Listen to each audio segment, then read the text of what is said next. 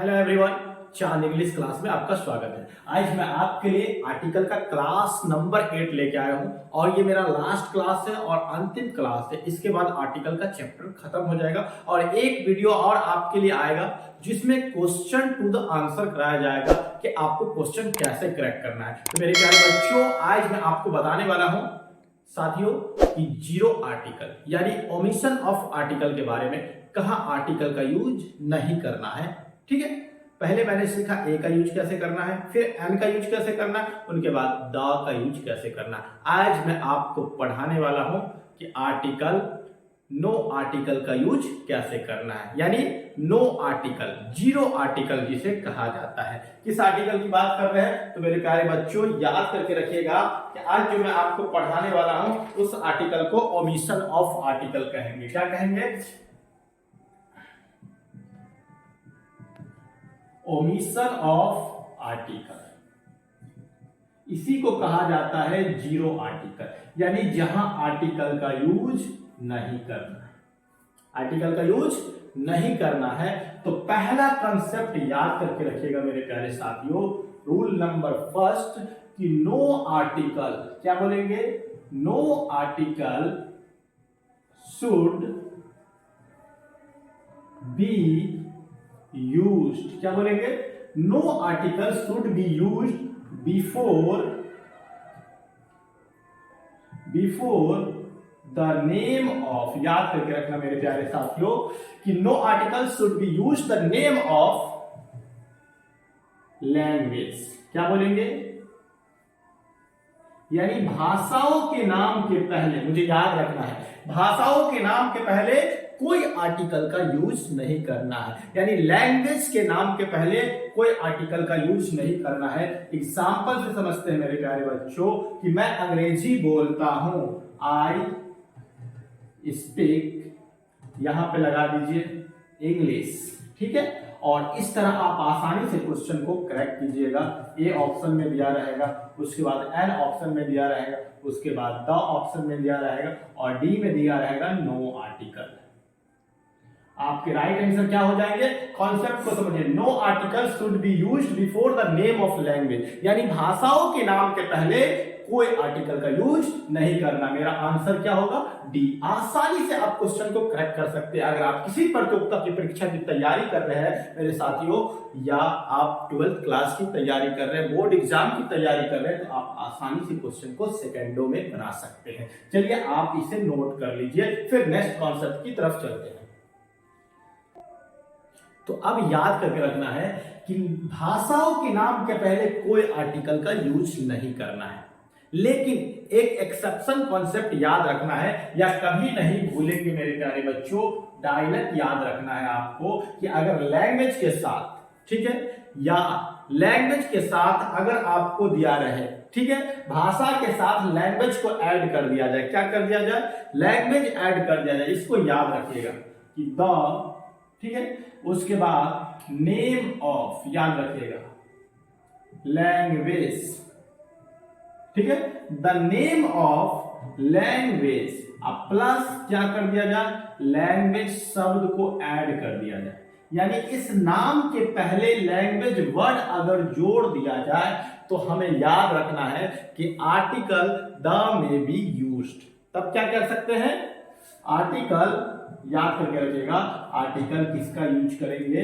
The may be used, है ना। Article the may be used, ऐसे ही बोलेंगे, article the may be used before the name of language, है ना, before the name of language. आसानी से समझ गए कि याद करके रखना, क्रांतिकारी मचा दीजिए आप अंग्रेजी में। बिल्कुल आपको इंग्लिश में प्रॉब्लम नहीं होगा, आप जीरो से हीरो बनेंगे जब भाषा के नाम के पहले क्या जोड़ दिया जाए? लैंग्वेज जोड़ दिया जाए। तो उस लैंग्वेज से पहले आर्टिकल कौन सा लगाना है? तो आर्टिकल द का यूज करना है, जिससे आप आसानी से प्रश्न को क्रैक कर सकते हैं। चलिए, जैसे अगर हिंदी लिखे, ठीक है। और हिंदी के बाद आपको क्या जुड़ा रहे, लैंग्वेज जुड़ा रहे किसी सेंटेंस में, तो वहां पे आंख बंद करके कौन सा आर्टिकल लगा दीजिएगा, द आर्टिकल लगा दीजिएगा। कौन सा आर्टिकल लगा दीजिएगा, द आर्टिकल लगा दीजिएगा। तो इस डायलॉग को कभी नहीं भूलना है कि द नेम ऑफ लैंग्वेज, क्या बोलेंगे, the name of language plus language, यानी किसी भी लैंग्वेज के बाद, यानी किसी भी भाषा के आगे लैंग्वेज जुड़ जाए तो उसमें आर्टिकल द का यूज करना है। आसानी से कॉन्सेप्ट क्लियर हो गया। चलिए आप इसका स्क्रीनशॉट ले सकते हैं। चलते हम नेक्स्ट पॉइंट की तरफ। तो मेरे प्यारे बच्चों, नेक्स्ट कॉन्सेप्ट याद रखना है कि no article should be used before the name of festival. क्या बोलेंगे, no article should be used before the name of festival, यानी फेस्टिवल के नाम से पहले कोई आर्टिकल का यूज नहीं करना है। या आप बोलेंगे त्योहारों के नाम के पहले कोई आर्टिकल का यूज नहीं करना है। आसानी से समझ में आ गया। चलिए तो हम आसानी से समझते हैं। एक और दूसरा रूल याद रखना है कि नो आर्टिकल, क्या बोलेंगे, no article should be used before the name of, क्या बोलेंगे, फेस्टिवल। याद करके रखना मेरे प्यारे बच्चों, फेस्टिवल। फेस्टिवल कहने का मीन्स त्योहारों के नाम के पहले नो आर्टिकल का यूज करना है। जैसे हम बोलते हैं, एग्जाम्पल में याद करके रखिएगा, अगर दुर्गा पूजा लिखते हैं, क्या लिखते हैं, दुर्गा पूजा, अगर यहाँ पे आर्टिकल लगा देते हैं तो हमारा सेंटेंस गलत हो जाएगा। इनका मीन से यहाँ क्रॉस कर दे, क्रॉस का मीन से नो आर्टिकल, तब हमारा सेंटेंस क्या हो जाएगा, राइट हो जाएगा। अगर हम ऐसे लिखते हैं द दुर्गा पूजा, क्या बोलेंगे, द दुर्गा पूजा, तो सेंटेंस क्या हो जाएगा, रॉन्ग हो जाएगा। आप सेंटेंस को समझें, कोशिश करें, आपको याद नहीं करना, बिल्कुल आप आसानी से समझें, क्योंकि एग्जामिनेशन हॉल में आप नोट लेकर नहीं जाएंगे, आप कॉन्सेप्ट लेकर नहीं जाएंगे, आप खुद जाएंगे और आपका ब्रेन जाएगा। इसीलिए आप आसानी से चीजों को समझें कि no article should be used before the name of festival, यानी फेस्टिवल के नाम के पहले कोई आर्टिकल का यूज नहीं करना है। आप भी मेरी तरह सीख जाएंगे, आसानी से समझ सकते हैं किसी भी कॉन्सेप्ट को। तो हमें याद करके रखना मेरे प्यारे बच्चों कि दुर्गा पूजा यानी किसी फेस्टिवल के नाम पहले हमें कोई आर्टिकल नहीं लगाना है। अगर आप दीपावली लिखते हैं, दिवाली जिसको कहा जाता है, अगर इसमें नो आर्टिकल का यूज करना है, इनका मीन से हमारा सेंटेंस राइट हो जाएगा। अगर हम इसमें आर्टिकल लगा दिए तो हमारा सेंटेंस क्या हो जाएगा, रॉन्ग हो जाएगा। दिवाली लिखेंगे, दिवाली से पहले नो आर्टिकल होनी चाहिए, अगर यहां द लगा दिए तो सेंटेंस हमारा रॉन्ग हो जाएगा। तो हमें याद करके रखना है no article should be used before the name of festival, यानी फेस्टिवल के नाम के पहले कोई आर्टिकल का यूज नहीं करना है। लेकिन इसमें भी एक्सेप्शन कॉन्सेप्ट याद रखना है। चलिए आप इसका स्क्रीनशॉट ले लीजिए। तो क्या याद रखना है, no article should be used before the name of festival, यानी त्योहारों के नाम के पहले कोई आर्टिकल का यूज नहीं करना। आप बार बार अपने माइंड में रिमाइंड करें, आप हमेशा याद रखेंगे मेरे प्यारे बच्चों, आप आसानी से। लेकिन इसमें एक्सेप्शन रूल याद रखना, के का मतलब जो कभी नहीं बोलना ये बट, लेकिन याद रखिएगा द नेम ऑफ, इनको याद रखना है, द नेम ऑफ फेस्टिवल, यानी फेस्टिवल के नाम के आगे क्या जोड़ दिया जाए, फेस्टिवल जोड़ दिया जाए। क्या जोड़ दिया जाए, फेस्टिवल के नाम के आगे हमें याद रखना है क्या जोड़ दिया जाए, फेस्टिवल वर्ड जोड़ देना है। क्या जोड़ देना है, फेस्टिवल, याद करके रखिएगा, फेस्टिवल। अगर किसी भी फेस्टिवल के नाम के आगे क्या जुड़ जाए, फेस्टिवल, तो आर्टिकल द इज यूज्ड। कौन सा आर्टिकल यूज करना है, कॉन्सेप्ट को याद रखिएगा, तब आर्टिकल द इज यूज। तो आर्टिकल कौन सा यूज करना है, आर्टिकल द का यूज करना है। इनका मीन से कि सिर्फ फेस्टिवल लिखा होगा तो नो आर्टिकल, लेकिन फेस्टिवल के आगे, फेस्टिवल के नाम के आगे अगर फेस्टिवल शब्द ऐड कर दिया जाए तो मेरे प्यारे साथियों आप आर्टिकल द इज यूज करेंगे। एग्जाम्पल को आसानी से आप समझिए। अगर हम दिवाली लिखते हैं, क्या लिखते हैं, दिवाली या दीपावली आप लोग कहते हैं, क्या लिखते हैं, दिवाली। और दिवाली के आगे क्या जुड़ जाए, फेस्टिवल जुड़ जाए, तो यहाँ पे आर्टिकल कौन सा लगा देंगे, द, तब आपका सेंटेंस राइट होगा। अगर हम दुर्गा पूजा लिखते हैं, क्या लिखते हैं, दुर्गा पूजा, क्या लिखते हैं, दुर्गा पूजा, ठीक है, और दुर्गा पूजा के आगे क्या जोड़ दिया जाए, फेस्टिवल ऐड कर दिया जाए तो हमें कौन सा आर्टिकल का यूज करना है, आर्टिकल द का यूज करना है। आप आसानी से समझ गए। अगर हम लिखते हैं ईद उल फित्र, ठीक है, ईद उल फित्र और आगे क्या जोड़ दिया जाए, फेस्टिवल ऐड कर दिया जाए तो हमें कौन सा आर्टिकल का यूज करना है, द आर्टिकल का यूज करना है। सिर्फ फेस्टिवल का नाम दिया हो तो नो आर्टिकल इज यूज्ड, लेकिन फेस्टिवल के नाम के आगे फेस्टिवल जुड़ जाए तो आर्टिकल द इज यूज्ड। आप आसानी से समझ गए, आप आसानी से लिखें। बिल्कुल नेक्स्ट कॉन्सेप्ट की तरफ चलते हैं। तो मेरे प्यारे भाइयों, आप चलते हैं नेक्स्ट कॉन्सेप्ट की तरफ। याद करके रखना कि no article, rule number 3, no article should be used before the name of, याद करके रखना, no article should be used before the name of season। Season का मीन्स मौसम के नामों के पहले नो आर्टिकल का यूज करना है। एग्जाम्पल याद रखना मेरे प्यारे बच्चों, समर, क्या लिखा रहेगा, समर, विंटर, ठीक है, उसके बाद स्प्रिंग, ये सब सीजन के नाम है। अगर यहां आप आर्टिकल लगा देते हैं तो आपके सेंटेंस रॉन्ग हो जाएंगे। अगर आप इस तरह समझे, अगर आप ऐसे लिखेंगे द समर तो आपका सेंटेंस रॉन्ग हो जाएगा। ओनली समर लिखना है, ठीक है। अगर आप विंटर से पहले आर्टिकल का यूज कर देते हैं तो आपका सेंटेंस क्या हो जाएगा, रॉन्ग हो जाएगा। इसीलिए सेंटेंस में याद करके रखना है इन विंटर, ऐसे याद रखिएगा। क्वेश्चन देखिए कैसे पूछा जाएगा, वी प्ले, याद करके रखना मेरे प्यारे बच्चों, मेरे प्यारे भाइयों। हम लोग जाड़े में फुटबॉल खेलते हैं, यहां लिख दिया विंटर, ठीक है, क्या लिख दिया, हम लोग जाड़े में फुटबॉल खेलते हैं। आपके सामने ऑप्शन दे दिया ए, बी ऑप्शन में एन, सी ऑप्शन में द, डी में नो आर्टिकल। हमें कौन सा आर्टिकल यूज करना है, रूल याद रखना है, no article should be used before the name of season. यानी आप सीधा सीधा याद रखेंगे कि मौसम के पहले, यानी मौसम के नाम के पहले कोई आर्टिकल का यूज नहीं करना है। यहां विंटर किसका नाम है, तो सीजन का नाम है, यानी जाड़े के मौसम का नाम है, यहां पे क्रॉस कर देंगे तब हमारा सेंटेंस राइट होगा। लेकिन इसमें भी एक कॉन्सेप्ट याद रखना है, वो मैं अभी आपको बताने वाला हूं, आप इसको प्लीज कॉपी कर लें।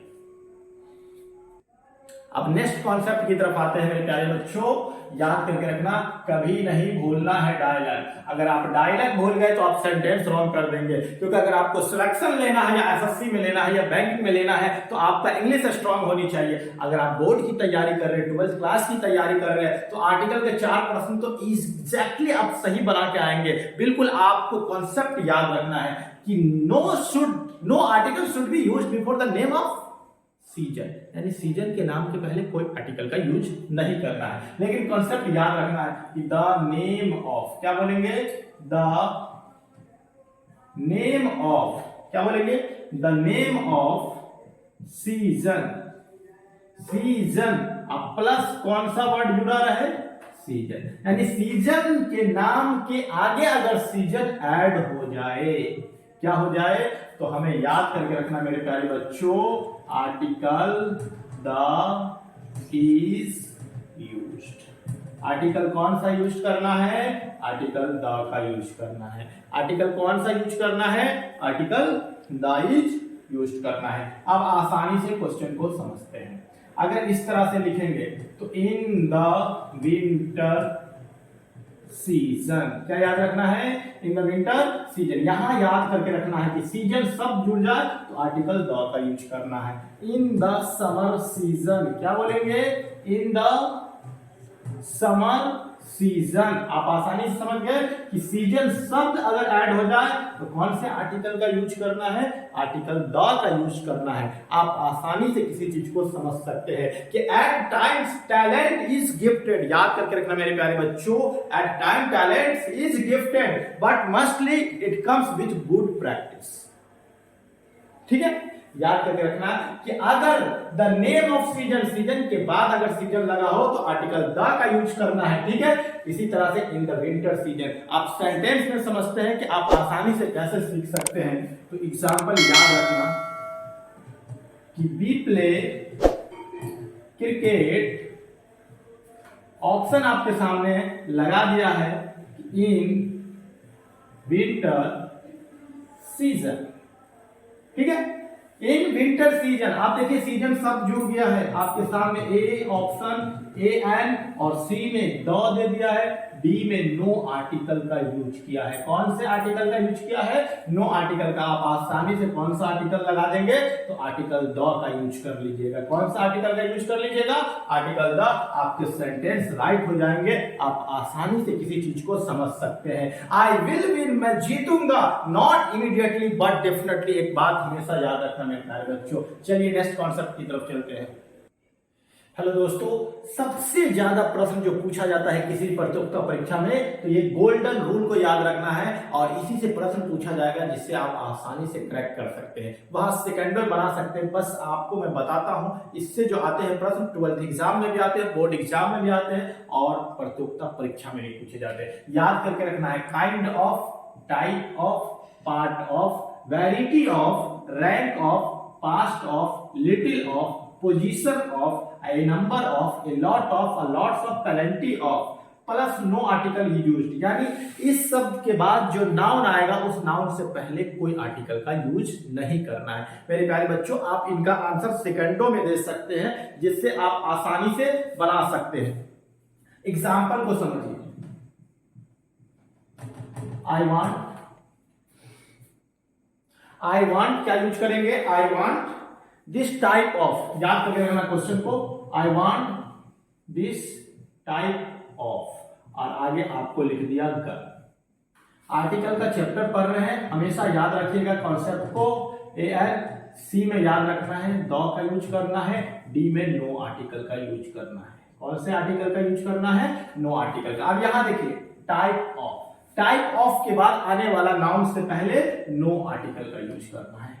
इनका मीन से कोई आर्टिकल का यूज नहीं करना है। आप इनका आंसर सेकंडों में दे सकते हैं कि जब भी टाइप ऑफ या काइंड ऑफ या पार्ट ऑफ या वैरायटी ऑफ या रैंक ऑफ या पास्ट ऑफ, ठीक है, या लिटिल ऑफ या position of, A number of, a lot of या लॉट्स ऑफ या प्लेंटी ऑफ के बाद आने वाला नाउन से पहले कोई आर्टिकल का यूज नहीं करना है। आप एक और आंसर क्वेश्चन को देखें, दूसरा क्वेश्चन समझते हैं। He is a, क्या बोलेंगे? He is a different kind, क्या बोलेंगे? He is a different क्या बोलेंगे? Kind of। आपके सामने आर्टिकल लगाना है, बताइएगा कौन सा आर्टिकल होगा। तो जब भी आप इस तरह का प्रश्न बनाएंगे आपके सामने ऑप्शन दिया रहेगा, आप आसानी से क्रैक कर सकते हैं। इधर वाले प्रश्न को भी आप आसानी से बना सकते हैं। डी में नो आर्टिकल। आपके आंसर कौन सा हो जाएंगे? तो याद करके रखिएगा, काइंड ऑफ के बाद नो आर्टिकल, यानी उस नाउन से पहले कोई आर्टिकल का यूज नहीं करना है। तो आप गोल्डन रूल से बहुत ज्यादा प्रश्न आते हैं, आप आसानी से इस क्वेश्चन को छाप ले, रूल को छाप ले और आसानी से आप क्वेश्चन को क्रैक कर सकते हैं। चलिए नेक्स्ट कॉन्सेप्ट की तरफ। हेलो दोस्तों, तो अब नेक्स्ट कॉन्सेप्ट की तरफ आते हैं कि अगर इस तरह का रूल अगर आपको दे दिया जाए किसी भी एग्जाम में या इस तरह का सेंटेंस में आ जाए तो आपको याद क्या रखना है कि होमवर्क या help, homework, work, paper, Mary, PT, news, pay, shop, weather, याद करके रखना, money, wealth, etc are consider as uncountable noun माना जाता है। इसे कौन सा नाउन माना जाता है? ये जो आपके सामने लिखा हुआ मेरे प्यारे बच्चों, इसे अनकाउंटेबल नाउन समझा जाता है, अनकाउंटेबल नाउन माना जाता है। इसीलिए no article should be used. Uncountable noun से पहले कोई आर्टिकल का यूज नहीं करना है, हमें द भी नहीं लगाना है, ठीक है। तो याद करके रखना है कि health, homework, work, paper, Mary, PT, news, pay, shop, weather, money, well, etc are considered as uncountable noun. इसीलिए no article should be used. हमें इससे पहले कोई आर्टिकल का यूज नहीं करना है। एग्जांपल से समझते हैं। आई एम गोइंग टू, क्या बोलेंगे? To buy a shop. अब देखिए शॉप इसमें लिखा हुआ है, शॉप से पहले नो आर्टिकल लगाना। अगर सेंटेंस में आर्टिकल लग गया तो सेंटेंस क्या हो गया हमारा? रॉन्ग। आगे आई एम, याद करके रखना मेरे प्यारे बच्चों, आई एम गोइंग टू, याद करके रखना, बाय शॉप। क्या लिखना है? Buy shop. तो हमारा सेंटेंस क्या हो जाएगा, राइट हो जाएगा। इनका मीन से शॉप से पहले no article should be used. तो हमें याद रखना है कि इनके बाद कोई आर्टिकल का यूज नहीं करना है। चलिए नेक्स्ट कॉन्सेप्ट की तरफ चलते हैं। तो मेरे प्यारे बच्चों, आपको याद रखना है, मैं बहुत जल्दी इसका अगला पार्ट लेके आने वाला हूं जिसमें गोल्डन रूल बताने वाला हूं, जिससे आपको आर्टिकल में कभी समस्या नहीं आएगी और आप इंग्लिश में क्रांतिकारी मचा देंगे। मेरे प्यारे बच्चों, अगर वीडियो अच्छी लगी तो लाइक करना, सब्सक्राइब करना और दोस्तों को भी शेयर करना ना भूलें। Thanks for watching this video.